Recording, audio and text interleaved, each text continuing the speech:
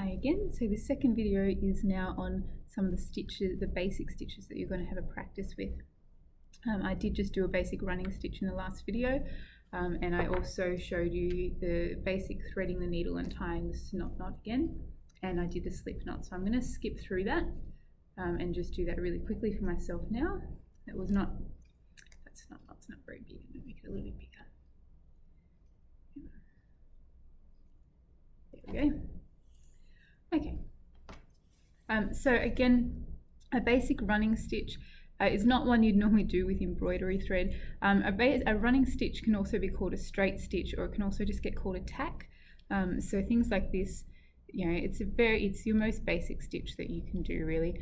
So you can do some practices of this again, because I did feel that some of you, when I was marking your work, did need a few more practices. So practice getting it a little bit smaller than you did last time.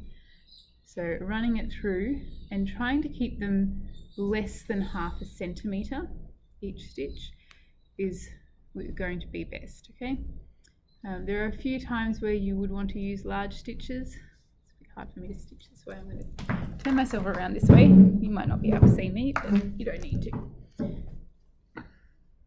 Okay, so there might be a few times where large stitches are needed or helpful, but most of the time, if we're just using this to sew something together, we want to keep the stitches relatively small, not minuscule, but relatively small, so they will hold well and they won't pull on itself and they won't get snagged on things and rip easily. We want to keep them quite small. You also want to try and keep them even, an even space between them, and you want to keep the line running quite straight too. So you can have a nice go at doing a really, really long straight stitch or running stitch or tack, whichever you want to call it, all the way along your embroidery hoop or your piece of fabric. If you already have creative ideas in mind of how you can turn this into something nice, you might like to actually use your tack to maybe do a bit of an outline. It looks a bit weird just seeing my mouth there, doesn't it? You might like to just use the tacking to do a bit of an outline of a shape that you'd like to embroider. So you can definitely do that. Or you can just do some straight lines. I will be putting a page with some images as well on this module too. So I'm just going to tie off the slip knot, because that's all I'm going to do with that one. So double slip knot is always best. Now, if I was embroidering, you actually don't want to have a whole lot of knots behind embroidery. Some particularly traditional embroidery, they don't use knots at all. What they do, I'm jumping off my schedule here, but I'm going to show you now. What they do instead of knots is that when they start sewing, they don't pull it all, well, of course you're not going to pull it all the way through, but they leave a fair bit of the fabric, of the thread. Not used to doing videos. They leave a fair bit of the thread hanging loose here, and then they're going to, with their finger, wherever they're going to sew, they're going to push that towards the area they're sewing. You can see down here I was doing a bit of a sample of one. So instead of having knots, I've actually then gone back with my sewing and I've been sewing over top of that loose bit of thread. The other thing that you can do, not so good with embroidery thread because embroidery thread is so thick, but if you did have just a really fine thread, you could do a couple of really tiny stitches right next to themselves, sometimes even overlapping a little bit, but that's where with embroidery thread it's going to get really thick and chunky. And that's actually, I haven't got a knot in, but look, it's not pulling through because I have these tiny little stitches that are stopping it. So I could also, if you can kind of see behind where, so that thread there is actually behind, it's just from the, quite helpful that we can see through this fabric. So I would try and use whatever line, if I'm going to stitch down this direction, I would try and keep it down there so that it can get caught by my stitches. So I'm going to jump to a whip stitch quickly. I was going to do the blanket stitch next, but I'm kind of set up well to do a whip stitch. So a whip stitch is generally used to sew two pieces of fabric together by hand. So I'll show you the basic technique of it right now. So instead of doing long straight line, I'm actually going to jump a little bit here, so leave 1/2 centimetre or so, and I'm going to do a little stitch going on a right angle away from the line that I want to sew along. So if you can see, my thread at the back shows the line I want to sew along. So I'm going to go at a right angle to that, like this. I'm going to do exactly the same thing again. It's a really nice quick stitch to do to hold two things together. This is often a mending stitch. If you've got something broken, say like if you had a seam that was broken, you might do a little slip stitch to sew it back together without having to get to the inside. Now I'll do a couple more of these. So right angle, it's like you're making a T across the line that you want to stitch, and that's how it's going to look, like that. The more, to get them really even, you want to go an even space between where you have been and where you're going, and you also want to keep an even angle each time to make them really nice and even, and an even amount of fabric that you're picking up. So if that bit of fabric that I'm picking up is the same each time, that's going to help it to be more even as well. Okay, so I'm going to finish this one off by always passing my thread to the other side, because I always want my knots to be at the back. If this is embroidery, you can do the same little technique of just doing some little tiny ones, little tiny stitches, or you can do a slip stitch. Slip stitch is not as chunky as a snot knot. A slip knot, sorry, it's not as chunky as a snot knot, but it can still be a little bit chunky when you're having to go over it several times. So there is a whip stitch for you. I might show you that on joining two pieces of fabric together later. The next one we're going to do is a blanket stitch. So you can blanket stitch all around the edge. So blanket stitch is an edging stitch. So I will just tie the knot to start this one. If at home you have your own threads, you're definitely welcome to have a go at doing this in finer threads as well. And if you run out of anything that we took from school and you don't have it for yourself, you can actually organise a time with me to drop in, and we will hopefully be able to have a little pack made up for you. Okay, so normally I would probably take my embroidery hoop off to do this. I will show you on this. I won't get another piece of fabric. So this is my good side. This over here is my bad side. So I'm going to start on my wrong side of my fabric, like this. I'm going to pull it all the way through so that the knot stays at the back there. Now to start we're quite close to show you this. To start my blanket stitch, I'm actually going to, it's a bit hard doing this on this angle, try my best. I'm going to leave a loop like that. Yeah, you could see it there for a moment and then I lost it. So I'm going to leave a little loop like this. I normally have this placed down on my table to do it. Then I'm going to, you've lost the view of it, I apologise. I'll show you clearly again in a second. Then I'm going to put my needle through, and my needle needs to be going a right angle from my fabric that I'm sewing, the line of fabric that I'm sewing across, and it needs to be going above that loop. So that loop has to be staying behind it. I then pull it upwards like this, and that's the first stitch of my blanket stitch. The first stitch is never going to look as good because this first bit has nothing pulling it the other way, so it is kind of just going to triangle off to the side. So I'm going to do another one. Apologies that it's really hard to do this on a video because I'd normally place it down on the table. Okay, so again we've got, it's flipping, there we go. So again we've got, I left a loop over top. I'm then inserting the needle from the bottom to actually outside, so it's not even catching up at the top, it's just coming outside, but I'm making sure that it is in front of that loop, and I pull it directly upwards. Don't pull it too tight because then it will just start to pull all of your stitches in. I'm going to try and do a couple more of these a little bit quicker for you. So here, pull it up. Maybe if I actually go like this over top of the camera, am I blocking it too much? You can't tell me yes or no, so here, pull it up. Yeah, I don't think that's the best angle, we'll just keep going here. And here, and pull it up. Hopefully within all of that you're able to see a couple of them. I can also post a picture of how to do this because there's some good just diagrams that show it as well. So that's your blanket stitch. So have a good go at doing blanket stitch. This was one of the ones that we did in class, but several of you, when I was assessing your hand sewing, I felt like you needed a little bit more practice on this one. You weren't quite getting the technique of the stitch right, or the sequence of how to do that stitch.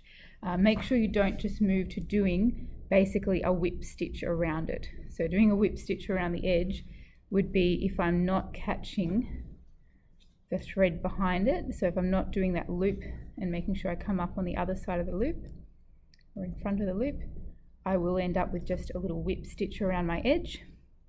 That's not a bad thing. Whip stitches aren't bad, but it's just not what we're practicing right now.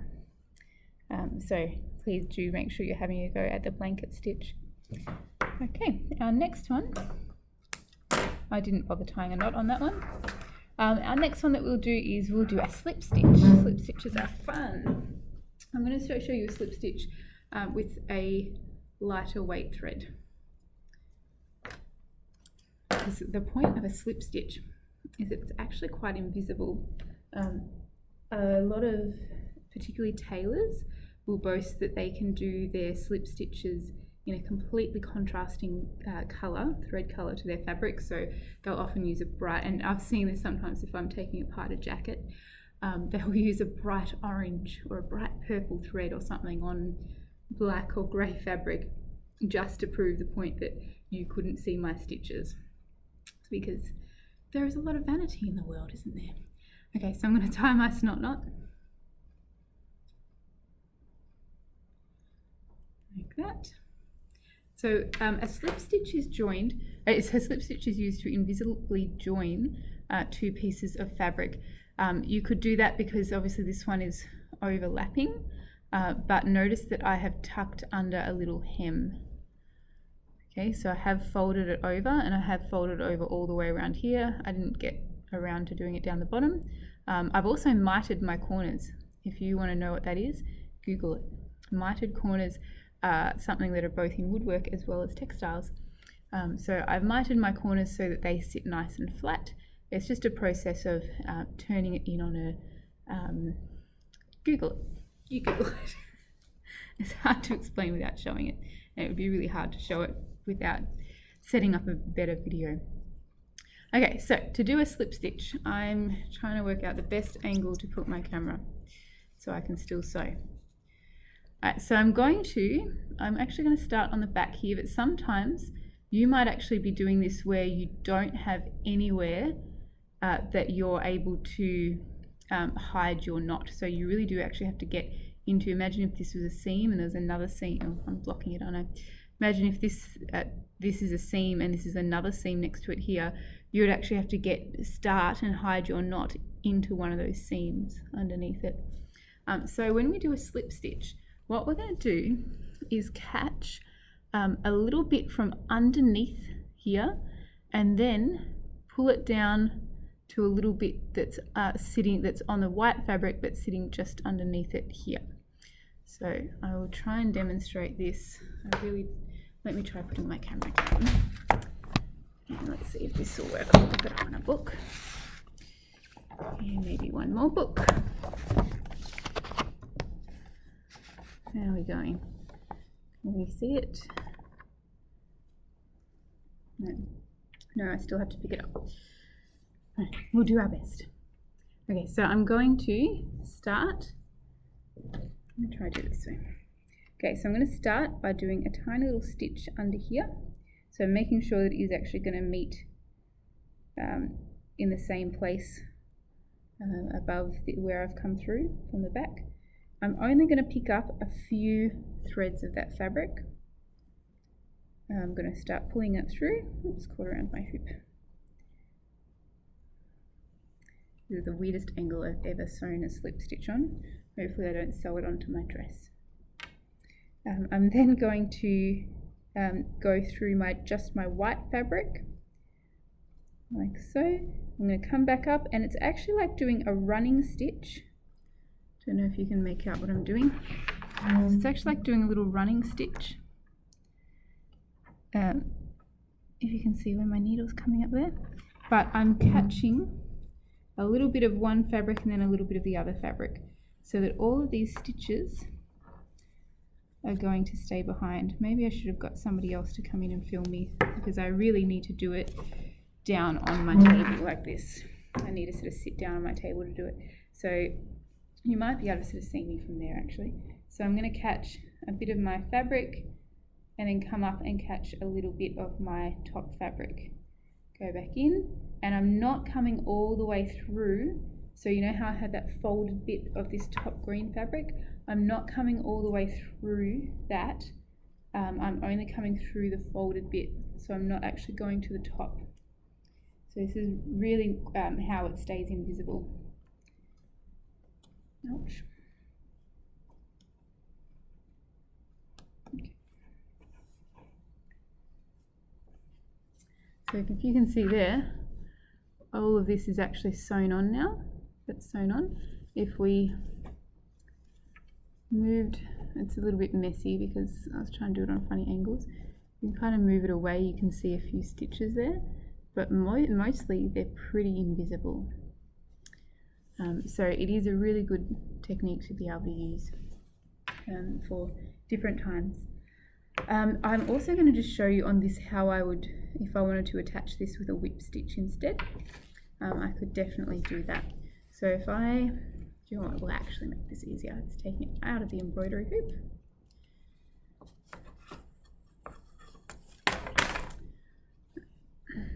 These kind of stitches you wouldn't normally do with an embroidery hoop. There we go. You can see my face again. Hi. So if I wanted to now turn this into a whip stitch instead, to just go a bit quicker, if I didn't mind if it was a little bit seam, I would be going through both layers on the right angle, pulling them through. Going through both layers, pulling it through. Like so.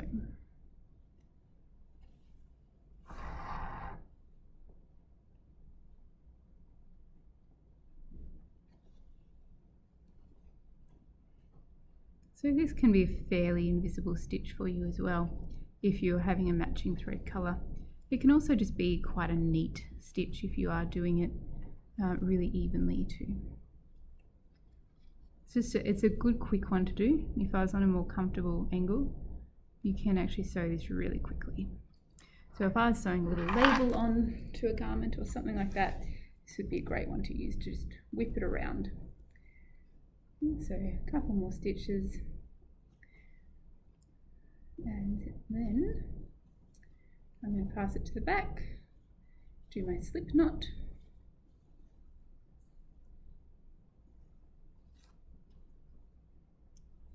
like so. Always do 2 slip knots.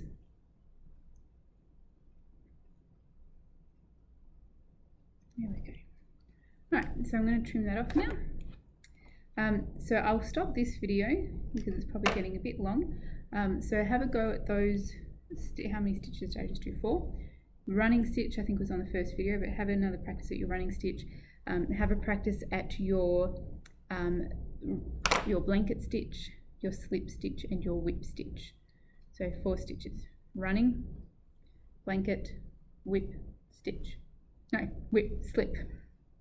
Running stitch, blanket stitch, slip stitch, and whip stitch. I think I did those different orders every time. I'll put it in the comments below. And I'll do another video on some of the actual embroidery stitches that you might like to do as well. So be back in a moment.